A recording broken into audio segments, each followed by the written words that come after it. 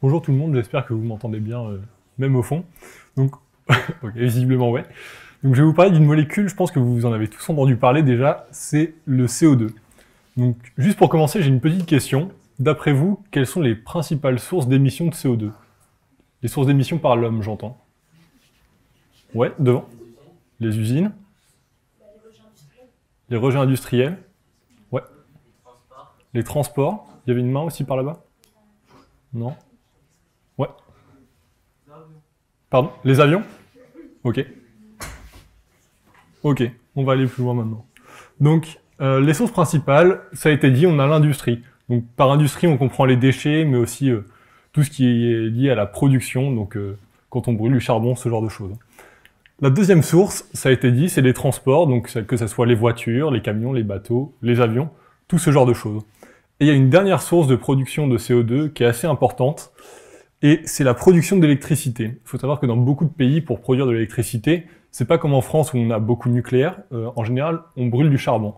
Et donc l'électricité, c'est une des principales sources d'émissions de CO2 actuellement dans le monde. Et à travers toutes ces petites activités, on va relâcher énormément de CO2 dans l'atmosphère. Et ça va pas être sans conséquence. Une fois qu'on a le CO2 dans l'atmosphère, il va pas rester tranquillement ici et puis attendre que ça se passe. On a une partie du CO2 qui va aller dans l'océan. C'est ce qu'on appelle la dissolution du CO2. Donc en gros, on va avoir dans notre océan de l'eau et du CO2. Et le CO2 et l'eau vont réagir ensemble, et ça va donner des protons H+. Je pense que vous connaissez déjà ça. Et en gros, basiquement, qu'est-ce que c'est? C'est de l'acide. Et puis ça va relâcher aussi des carbonates. Et l'acidification des océans, ça a plusieurs conséquences sur notre environnement. Une des conséquences qu'on voit ici en France actuellement, c'est l'érosion. Donc par exemple, dans le nord de la France, il y a beaucoup de falaises qui sont des falaises calcaires. Et ce genre de falaise, en fait, c'est très sensible à l'acidité de l'eau. Et donc, l'eau acide va venir ronger les falaises petit à petit, et donc tous les ans, on perd des dizaines de mètres de falaises dans le nord de la France. Et ça a causé, du coup, les premiers réfugiés climatiques français, qui, du coup, doivent quitter leur maison, parce que sinon, en fait, elles ont un risque très fort de s'effondrer. Donc c'est un grand risque pour eux. Et puis, il y a aussi des conditions un peu plus, des causes un petit peu plus désastreuses, comme la destruction des coraux. Je pense que vous en avez tous entendu parler, notamment en Australie, par exemple. Ok, donc on va faire un petit bilan finalement de ce qui se passe. Donc actuellement, on a nos usines qui relâchent du CO2. Jusqu'à maintenant, c'était pas vraiment un problème, parce qu'on avait des solutions pour contrer ça. L'environnement était capable d'absorber ce CO2. Que ce soit à travers les arbres, qui font de la photosynthèse, donc ils vont venir chercher du CO2 dans l'air pour vivre, tout simplement. Donc ils vont réduire la quantité de CO2 dans l'air comme ça. Et on va avoir aussi l'océan. Donc comme je vous l'ai dit, une partie du CO2 va dans l'océan, et donc ça, c'est un peu un bouclier qui va contenir du CO2. Le problème, c'est que ces 20-30 dernières années, notre production de CO2, elle a explosé. Donc du coup, ce qui se passe, c'est qu'on produit tellement de CO2 que l'environnement est pas capable de contenir ça. Et ça fait les dégâts qu'on voit actuellement. Donc il y a deux solutions, on pourrait dire, pour réduire la quantité de CO2 et réduire en tout cas le réchauffement climatique. La première solution, ça serait de réduire notre production. Donc ça, on en entend beaucoup parler dans les médias, on est très sensibilisé là-dessus. Et je pense qu'on est une des générations qui est très concernée par ce genre de problème. Mais maintenant, si on veut aller encore plus vite pour résoudre ce genre de problème, qu'est-ce qu'on peut faire? Eh ben, une des solutions, ça serait de créer un troisième moyen, qui est représenté par la flèche ici. Ce serait créer un troisième moyen pour récupérer le CO2 de l'atmosphère, le capturer et ainsi empêcher les dégâts sur l'environnement. Et aujourd'hui, c'est ce qu'on va voir. La question à laquelle on va essayer de répondre, c'est comment retirer le CO2 de l'atmosphère. Ok? Donc, pour ça, on pourrait avoir deux solutions qu'on pourrait imaginer. La première solution, stocker le CO2 comme un déchet. C'est-à-dire, on le récupère dans l'air, et puis voilà, on le laisse comme ça de côté, mais en tout cas, il fait moins de mal, on va dire. Et notre deuxième solution, ça serait de transformer le CO2. Et donc ça serait une solution beaucoup plus ingénieuse, on va dire, beaucoup plus sur le plus long terme. Donc on va commencer tout de suite par la première solution, stocker le CO2. Quand vous voulez comment est-ce que vous stockeriez un gaz? Est-ce que vous avez une idée dans la salle? Ouais. On le condense. Est-ce qu'il y a d'autres idées? Non? Ok. Donc, juste pour vous donner un petit exemple dans la vie réelle, que par exemple, je pense que vous avez tous eu ce genre de situation, quand vous voulez acheter du gaz, par exemple, pour votre gazinière, sous quelle forme il se présente? Sous la forme d'une bouteille de gaz, qui est remplie de gaz. Une autre solution aussi pour stocker les gaz qu'on a actuellement, qui est très simple, c'est dans les aérosols. Donc ça, on sait déjà le faire. C'est extrêmement simple, ça coûte pas beaucoup d'énergie. Mais ce genre de stockage a plusieurs problèmes. Le premier problème, c'est que on a 3 états de la matière actuellement. On a l'état solide que vous voyez ici à gauche, donc les atomes ne bougent pas beaucoup les uns par rapport aux autres. On a l'état liquide, donc c'est comme l'eau, les atomes bougent les uns par rapport aux autres, mais globalement c'est une phase plutôt condensée. Et puis on va avoir l'état gazeux, où ici vous voyez les atomes bougent énormément, il y a beaucoup de vide entre eux, et voilà, c'est assez anarchique on va dire. Le problème c'est que le CO2, comme on l'a actuellement, c'est un gaz, et qu'un gaz c'est 99% de vide. Donc si on prend juste du gaz comme ça, dans l'air, et qu'on le stocke tel quel, on va stocker que du vide. Donc le premier problème c'est que le CO2 c'est un gaz. Notre deuxième problème, notre solution, pardon, qu'est-ce qu'on peut faire pour ça? Ça a été dit, t'as dit condenser.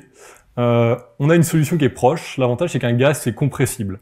On peut forcer un gaz à réduire son volume. Donc, voilà une première solution à notre problème. Et là, donc, vous voyez, on réduit l'espace qu'il y a entre nos atomes. Un deuxième problème, c'est est-ce que la bouteille, c'est un système de stockage qui est vraiment sans risque? Je pense que vous savez tous que les bouteilles de gaz ont un risque d'explosion et ça cause beaucoup d'accidents domestiques tous les ans. Donc, on peut stocker un gaz comme ça dans une bouteille de gaz, mais il faut faire très attention à la manière dont on le stocke. Et ça, c'est une contrainte dont il faut avoir conscience. Mais ça, on peut faire avec encore. Et maintenant vient le troisième problème. Qu'est-ce qu'on met dans notre bouteille?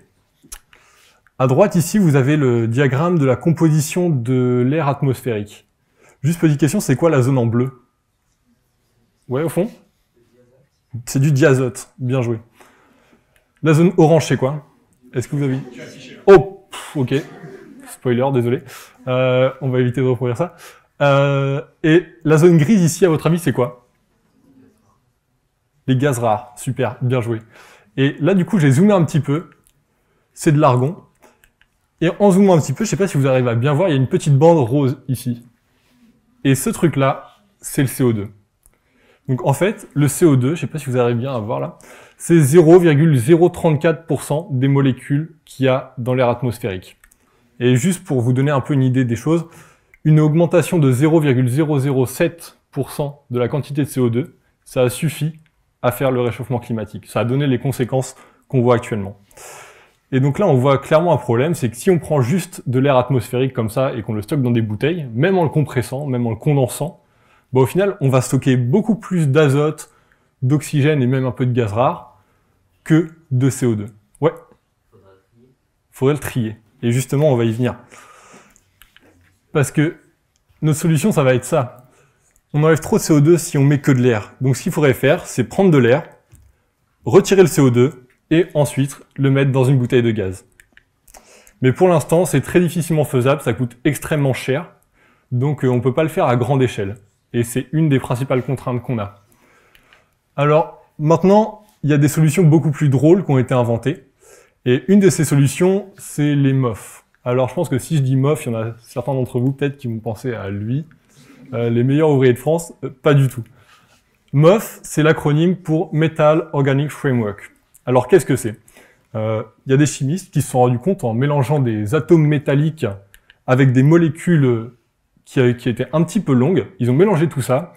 Et par hasard, ils se sont rendus compte que ça formait ce genre de structure, un peu comme une grande cage, avec plein de petits espaces à l'intérieur. C'était une structure poreuse.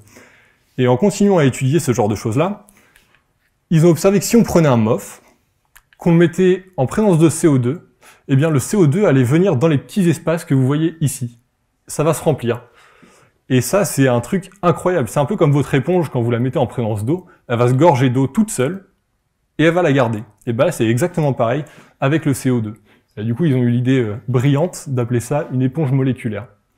Alors, ce truc-là, il a plusieurs avantages. Il est sélectif, donc ça veut dire qu'il va capter que le CO2. Et il y a un autre avantage, c'est que c'est très facile à stocker, parce que finalement, ce genre de choses, c'est comme du sable, au fond. Ça ressemble exactement à du sable. Donc on peut utiliser ce genre de matériaux pour venir capturer le CO2 de l'atmosphère de manière assez passive, et ainsi le stocker. Maintenant, est-ce que c'est vraiment rentable de faire ça? Est-ce que ce genre de matériau a vraiment un avantage par rapport aux bouteilles de gaz? Alors, on va parler un peu du rendement des MOF. 1 kg de CO2, dans les conditions dans lesquelles on est actuellement, ça prend un volume de 5600 litres sous l'état gazeux. Si on veut stocker tout ce volume-là de CO2, il faudrait 1 kg de MOF, ce qui est plutôt assez peu. Et pour le stocker dans des bouteilles de gaz, il faudrait une bouteille de gaz d'un équivalent de 10 kg. Donc là, on peut voir que le MOF est efficace et sans danger pour stocker le CO2. Ok, maintenant on va aborder notre deuxième solution dont on avait parlé au début. On va laisser le stockage de côté et on va aborder le sujet de la transformation du CO2. Quelle est l'idée derrière ça et qu'est-ce qu'on entend par transformer? Alors, l'idée c'est qu'on a du CO2 dans l'atmosphère et on va faire une opération dessus, une transformation chimique, pour obtenir un produit qui va nous être plus utile. Alors, qu'est-ce qui peut être intéressant dans le CO2? Dans le CO2, vous avez de l'oxygène. L'oxygène, on en a partout autour de nous, dans l'atmosphère, comme vous l'avez vu. Donc ce qui pourrait être intéressant, peut-être à la rigueur, ça serait le carbone. Maintenant, il faut voir s'il a vraiment quelque chose à faire avec ça. Donc, est-ce que le CO2 est vraiment utile?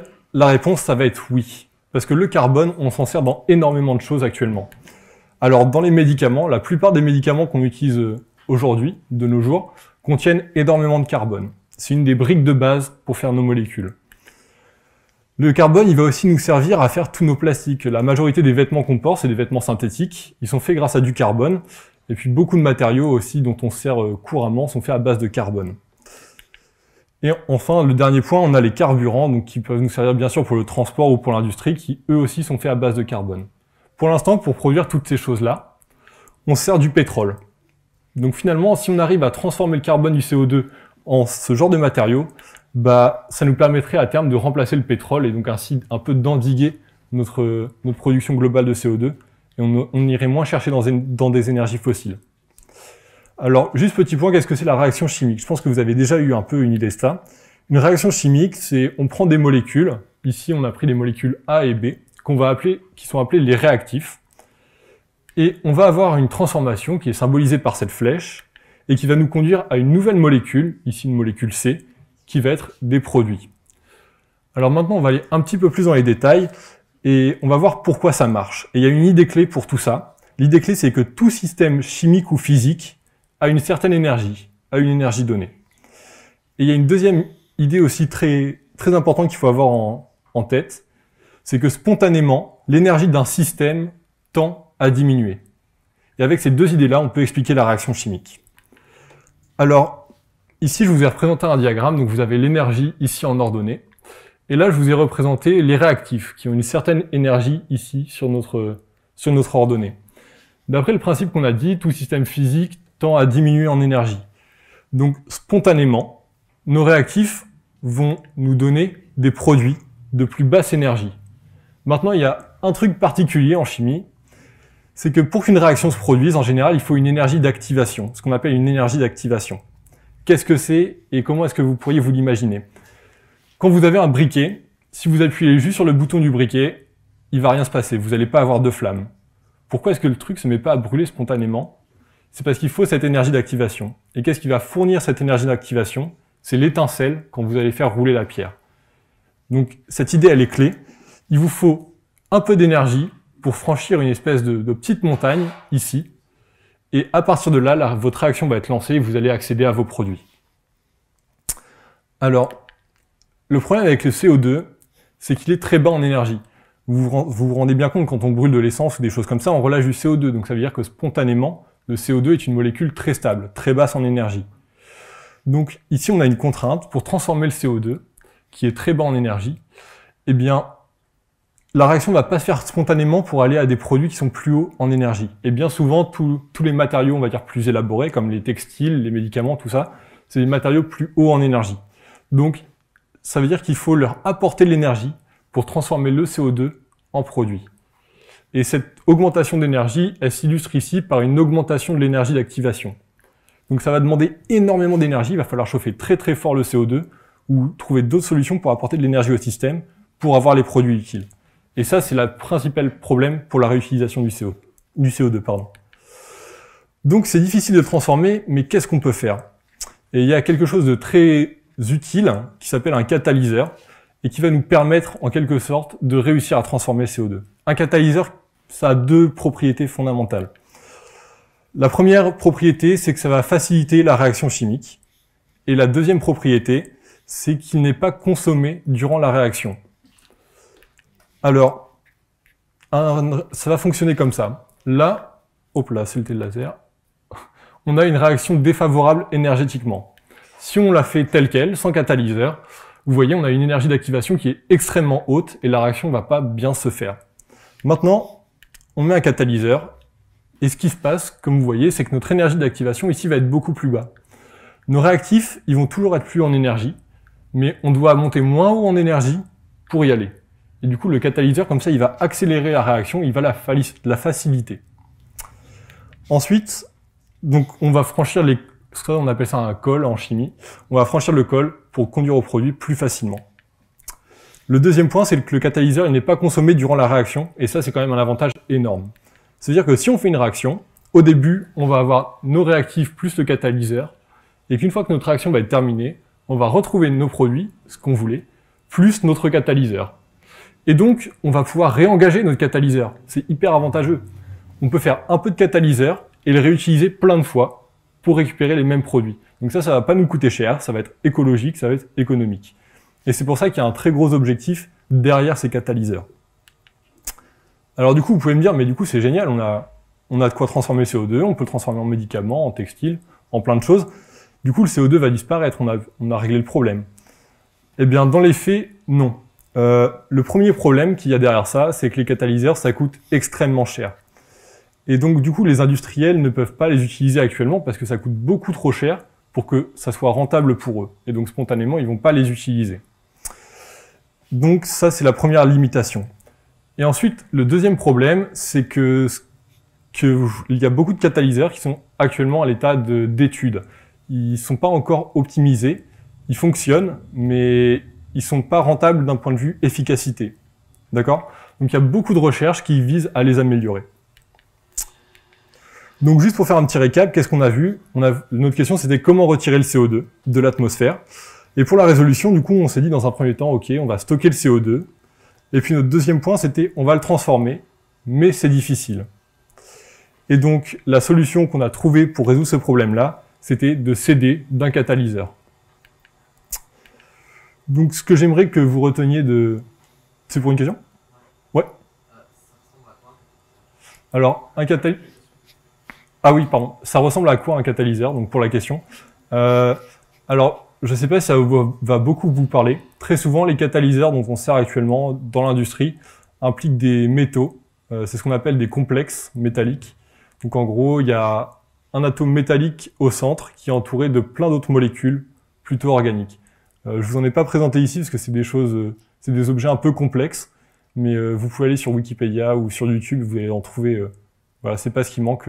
Ça fait au moins 2 siècles qu'on les connaît. Et du coup, il y a énormément de choses qui ont été faites là-dessus. Mais très bonne question. Ouais. Et donc, si j'ai bien compris, ça veut dire que le catalyseur, il va faire en sorte de rééquilibrer l'énergie d'activation pour qu'après on puisse avoir un produit. C'est ça, tout à fait. Il va juste réduire notre énergie d'activation pour qu'on l'ait plus rapidement. Par exemple, juste pour donner un exemple, il y a des réactions qui, si on les laissait faire comme ça, un peu dans le cas du CO2, les réactifs sont très bas en énergie et les produits sont très hauts. Si on les laissait faire, ça pourrait prendre 100 000 ans à réagir. Donc ça a été un des problèmes. On connaît des réactions de ce type-là pour lesquelles il faut des centaines de milliers d'années pour que ça réagisse. Et du coup, on s'est dit, mais comment est-ce qu'on fait pour faire ces réactions-là à notre échelle? Et du coup, il y a des catalyseurs qui ont été trouvés pour faire ce genre de réaction. Ou même dans le corps humain, par exemple, on a beaucoup d'enzymes. Je pense que vous en avez entendu parler. Et en gros, sans ces petites bêtes-là, on ne pourrait pas vivre. Parce qu'en fait, les réactions qui se passent dans notre organisme, elles prennent plusieurs semaines, plusieurs mois, plusieurs années à se faire, si on les laissait faire. Et grâce à l'enzyme, ça nous prend quelques millisecondes, quelques secondes, mais du coup, c'est ce qui nous permet de vivre et ça accélère grandement les réactions. Et ça joue juste sur le principe que je vous ai montré ici. Juste, on réduit l'énergie d'activation et on y arrive. Voilà, donc je termine juste avec ce petit truc-là. Du coup, dans les points à retenir, on a plusieurs solutions qui nous sont offertes par la science pour lutter contre le réchauffement climatique. C'est celle qu'on a vue. Une idée un peu plus scientifique maintenant, qui est plus centrée sur le domaine. Un système chimique tend en général vers son état de plus basse énergie. Ça, c'est une idée qui va vous aider longtemps en sciences, j'espère. Et dernière idée sur les catalyseurs. Un catalyseur permet de faciliter les réactions chimiques. Voilà, je vous remercie de votre attention.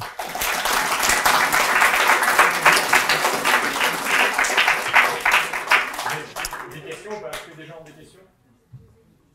Pas de questions non plus? Ah, ouais. Question. Moi j'avais une question juste, comment est-ce qu'on parle du MOF en termes de coût? Alors, Ça faisait pas 1 kilo, ça coûterait combien? ah oui, pardon.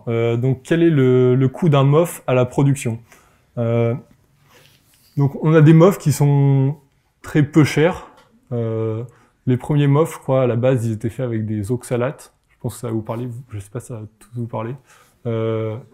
En gros, des oxalates, c'est des molécules pas très chères qu'on peut trouver facilement dans la nature. En gros, c'est 2 fonctions acides, donc le même acide qu'il y a dans votre vinaigre.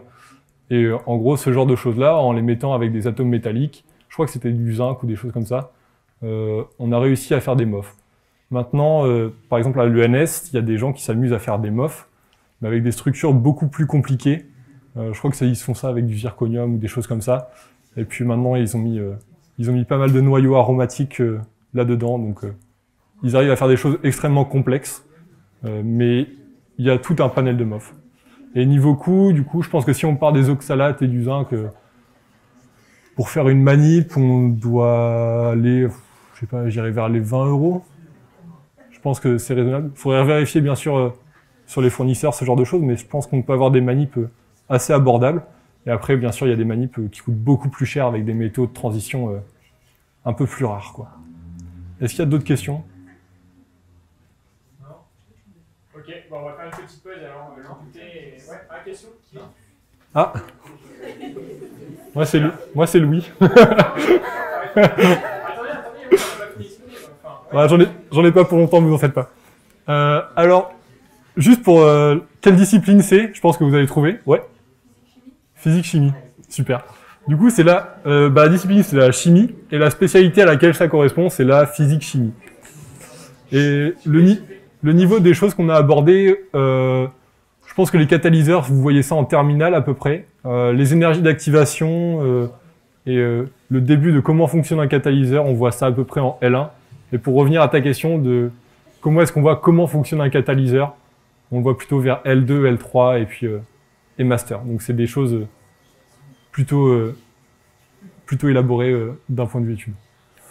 Alors, je sais plus ce qu'il y avait après. Ah oui, qui suis-je du coup, évidemment.